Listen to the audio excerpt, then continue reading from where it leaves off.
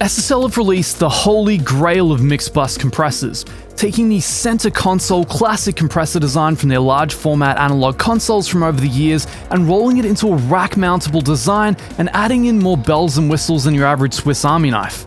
All of this together rolls into the Bus Plus. We'll be putting the Bus Plus to the test on 3 distinctly different types of material, ranging from metal through to acoustic, and finally finishing with EDM to find out whether all of this purported versatility is practically useful or just fluff to pad out SSL's marketing materials. Subscribe for more of this, and let's get to it. Let's open up with this amazing track from Sylosis. We'll be running a collection of stems into the Bus Plus, functioning as a mixed bus compressor, so we'll be defaulting to the standard classic Andy Wallace settings, 30, auto, 4:1, let's hit it.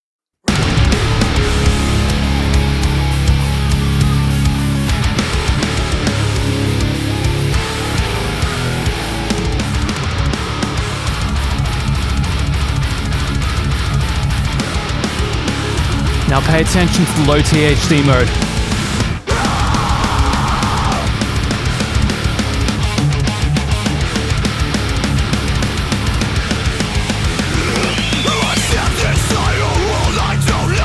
Compressor up.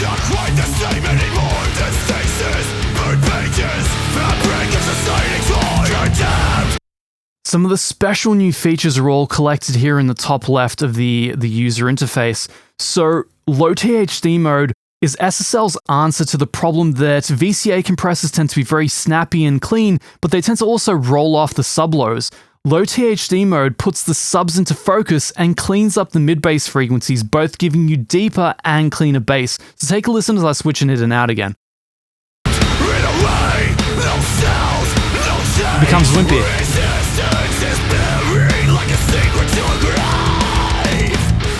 This is one of the magic settings that you'll leave in 99% of the time. Now we're going to move on to the 4K/9K switcher.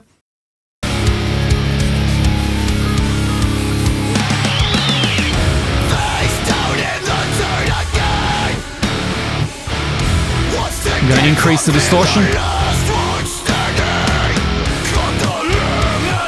Bring it back.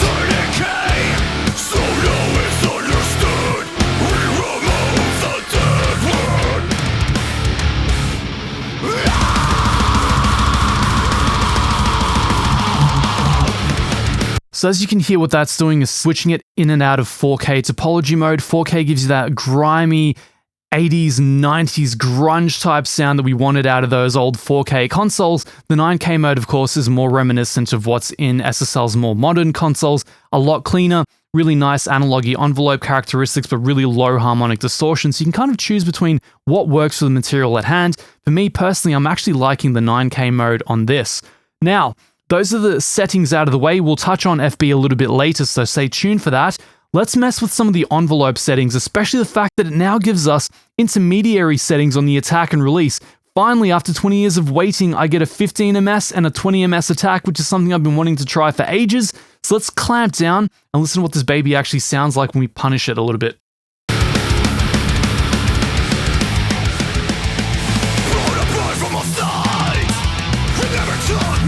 Okay, it's good, but I'm losing the kick. So here's my answer to that.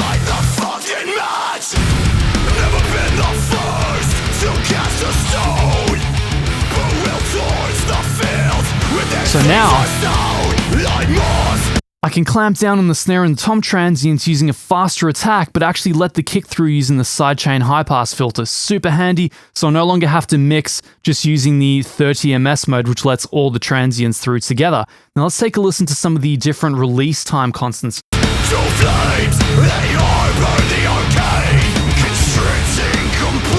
Auto 2 mode is like Auto 1, it's a 2-stage release, except it's twice as fast.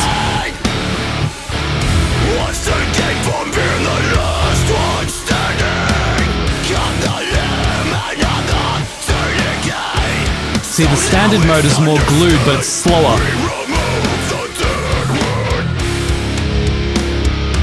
Auto 2 is twice as fast. It's almost perfectly suited for thrash metal. Now let's try something a little bit more classic.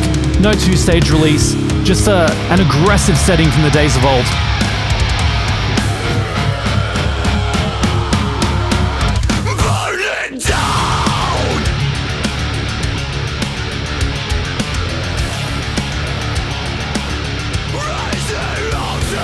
really clamped down on the snare transients with it.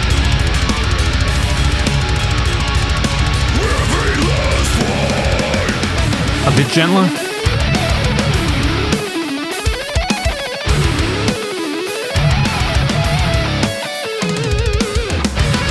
Alright, that's the Bus Plus on thrash metal. Let's move on. So this acoustic material is going to give us a chance to try out the feedback mode, which I'll talk about as we start to switch it in and out. Let's take a listen, and of course we're going to try out the amazing addition of the low and high frequency compressor expander section, which is really going to come into its own here.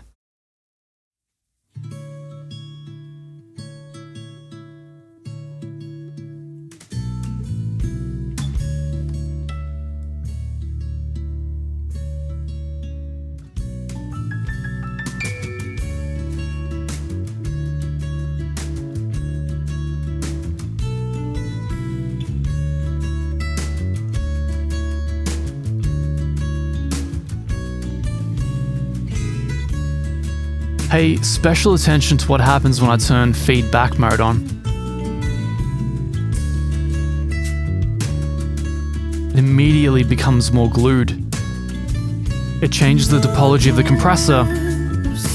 Rather than giving you that grabby SSL characteristic, it's now sounding more like a standard classic compressor. Which is great for acoustic material, and in this track, because the kick is so deep and low, I'm actually preferring keeping the low THD mode out, but of course if you want the kick, you can turn it back in.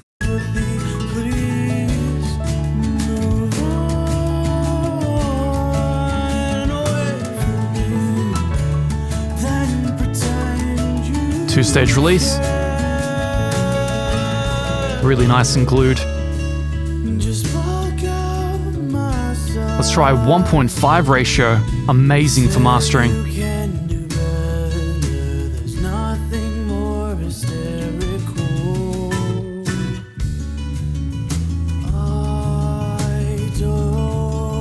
Even gentler, 1.3.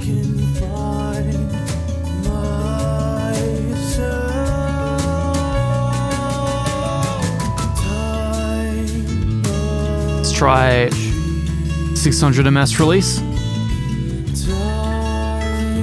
Really gentle compression now. Switch it up.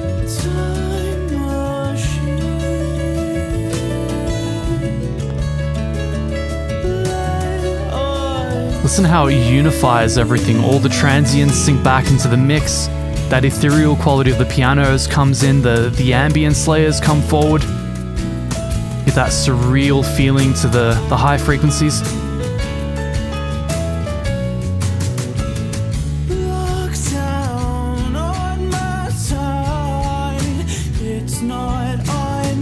Now, let's take a listen to the low and high expansion.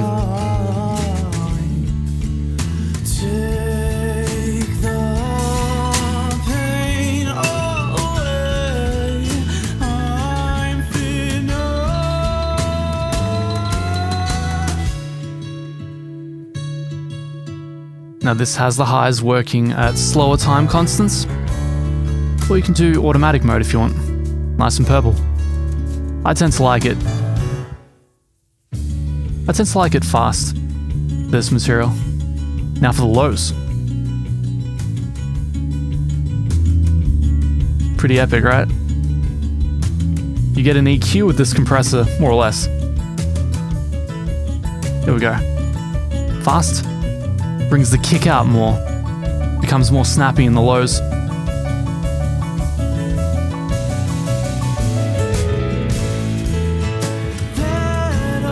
Just flatter, more wimpy. Doesn't have that ethereal, magical quality.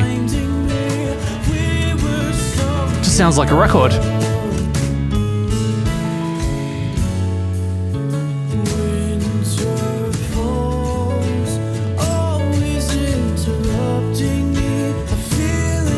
That is the Bus Plus on acoustic material.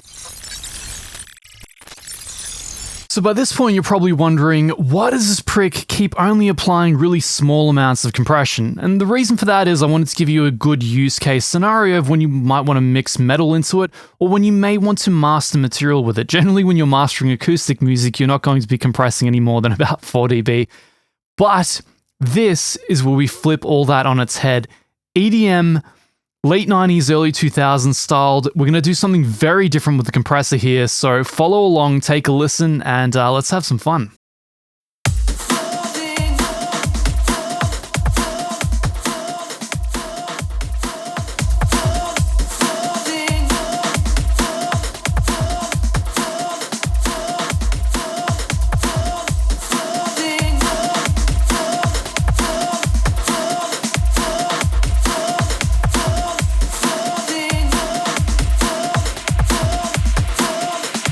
Yes, dear viewer, you are correct. We are using the infamous parallel compression. So because this is EDM, we can throw a lot at it. What I'm doing is really clamping down, getting a kind of exciting envelope characteristic, and then blending in the serial signal underneath. So of course, this compressor comes with a mix knob, which is so useful and so amazing.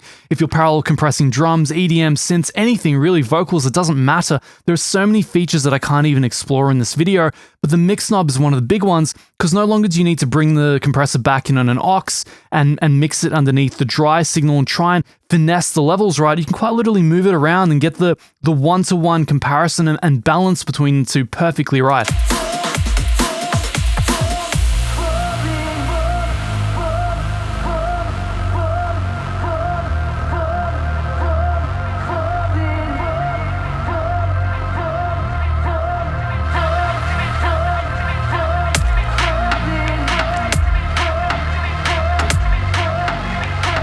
Big thanks to Northlane for this absolute banger remix. It's the kind of music I grew up on. Ah, listen to that.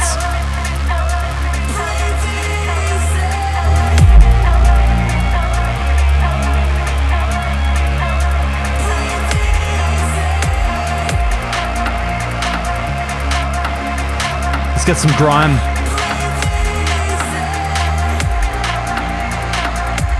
Oh yeah, that's the good stuff.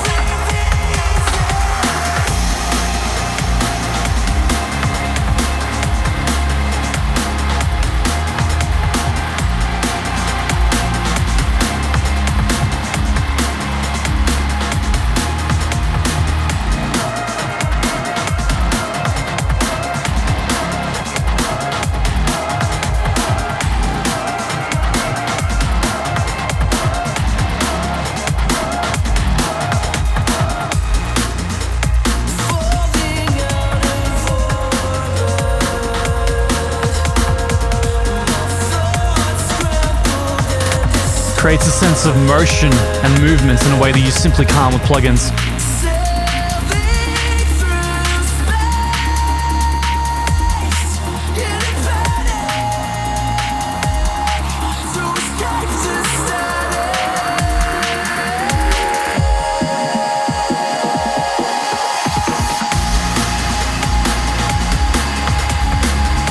Let's compress the kick into the mix and then turn up the lows.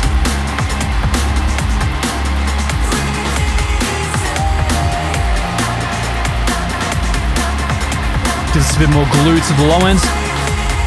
The amount of tonal sculpting you can do with this compressor is almost unimaginable. I've only scratched the surface with the amount of features it provides, and this gives you a rough idea of what's possible. We haven't even touched on the dual mono mode where you get two compressors, the mid-side mode where you can compress the center channel separately to the sides, or the I believe it's theta stereo mode, essentially the stereo mode that sums the channels together and allows the compressor to act more viscerally on the center image, which is usually the kick and the snare transient. So there are so many features on this compressor that I would need hours. I would need a full PhD course to run you through all of them, but I hope this little sampler has been enough to give you an idea of what this thing is actually capable of. Ladies and gents, that was the Bus Plus. If I missed anything, ask me a question down below, and while you're down there, grab a copy of my classic Systematic Mixing Guide ebook for further mixing tips.